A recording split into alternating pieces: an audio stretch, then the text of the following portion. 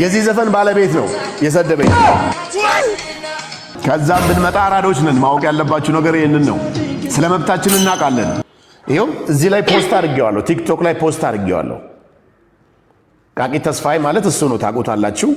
ሁለቱንም ነው የምከሰው፣ የዚህን ሚዲያ ባለቤት ጭምር አይቤክስ ሚዲያ፣ የአይቤክስ ሚዲያና ቃቂ ተስፋዬን ለህግ ላቀርብ ስለሆነ ወደ ክስ ልሄድ ስለሆነ ጠበቆቼ ሬዲ ናቸው ክስ ለመመስረት ነገ ተዘጋጅተዋል።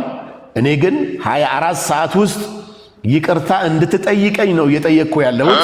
ይሄን ይቅርታ የማትጠይቅ ከሆነና ጥፋትህን አምነ የማትታረም ከሆነ ከነገ 24 ሰዓት በኋላ ወደ ህግ አቀርባለሁ። ይሄ ማለት ወይ ገንዘብ ስላለህ አይደለም፣ ወይ የሆነ ነገር ስለሆንክ አይደለም፣ ወይ የሆነ ነገር ስለሆንክ አይደለም።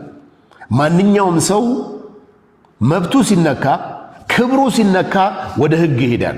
ለምን? የህግ የበላይነት የሚከበርበት አገር ውስጥ ነው ያለነውና